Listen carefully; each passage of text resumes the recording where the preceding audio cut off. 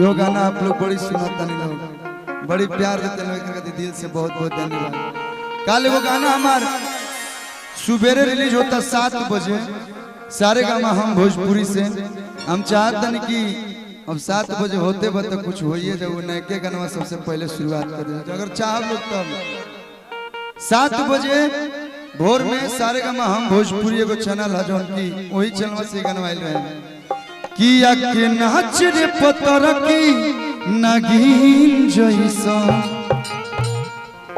वही चैनल से गीत आ रहा बा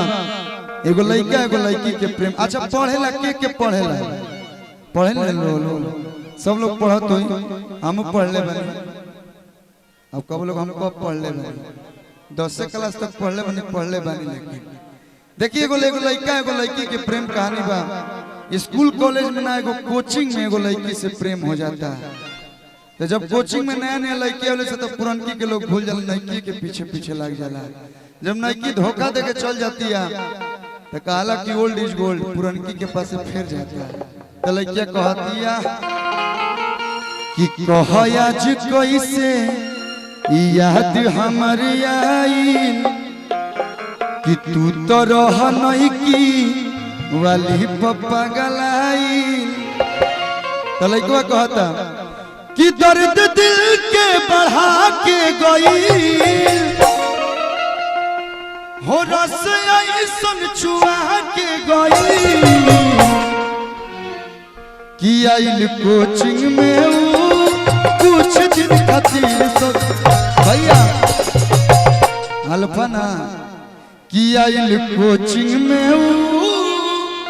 अरे कुछ दिन खातिर गर्दा करता उड़ा के गई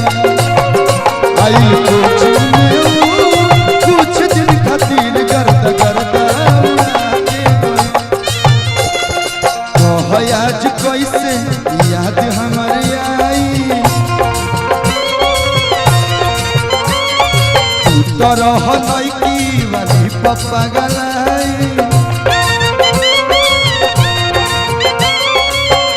दर्द दिल के बढ़ा के गई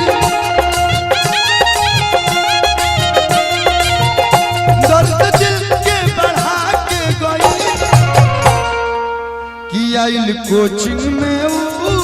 कुछ दिन खातिर गर्दा करता उड़ा के गई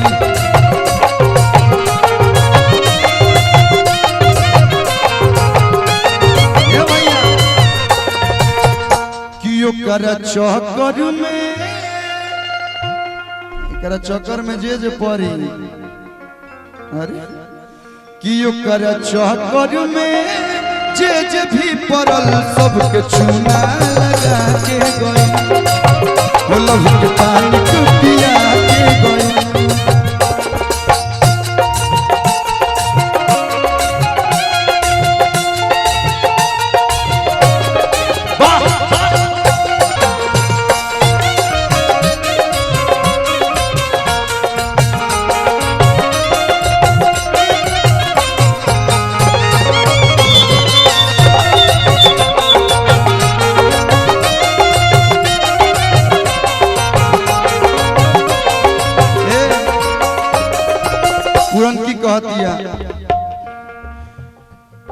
सच बोलो टच वच किया था क्या कहती है कि जब नहीं किया तो तू ध्यान न देता ही बतावा सच बोलो टच वच किया था क्या होठवा पर किस विस किया था क्या चांदनी भैया लड़का कहता लाल लाल होठ पर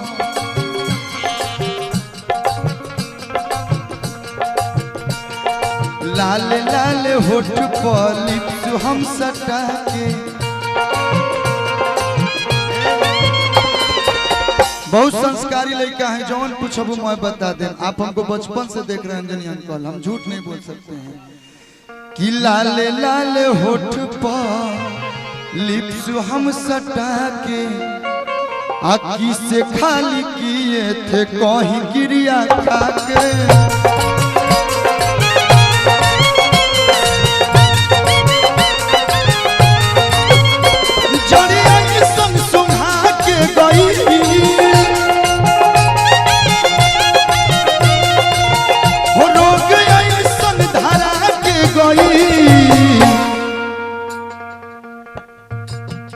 लेकिन ई सोच बा चीज रहे सुपर हमया जो कह सबके टूअर बना के गई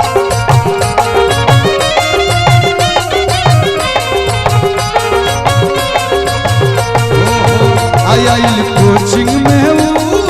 कुछ दिन खातिर गर्दा गर्दा उड़ा के गई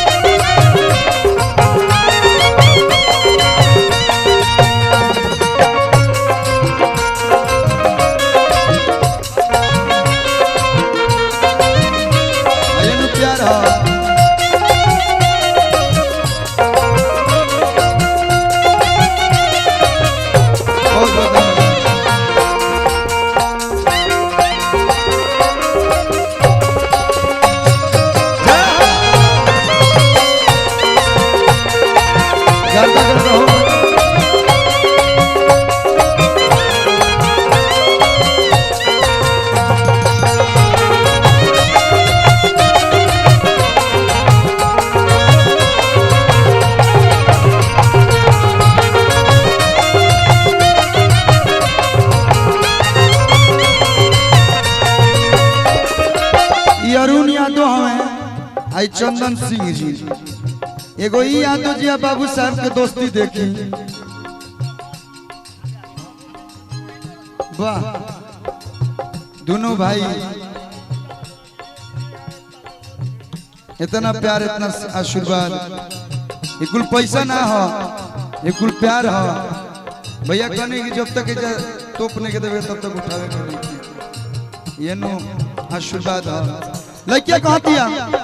कहल वाल यो करिया भैया बेला की ना सच बोलो या तू सत्ता बेला की ना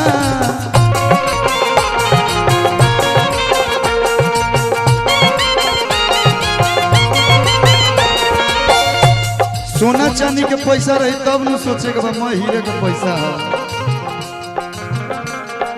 कहल वाल यो करिया भैया बेला की ना सच बोला याद सतावे लगी ना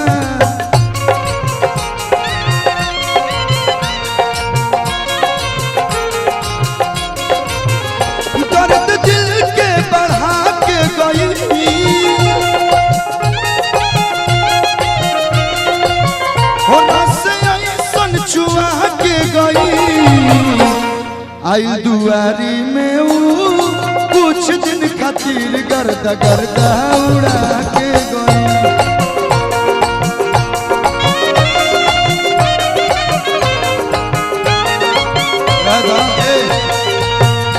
आई कोचिंग में कुछ दिन खातिर गर्दा गर्दा उड़ा के गई आई कोचिंग में कुछ दिन खातिर गर्दा गर्दा उड़ा के गई आई कोचिंग में कुछ दिन खातिर गर्दा गर्दा आई कोचिंग में कुछ दिन खातिर गर्दा गर्दा आई कोचिंग में कुछ दिन खातिर गर्दा गर्दा जानते हैं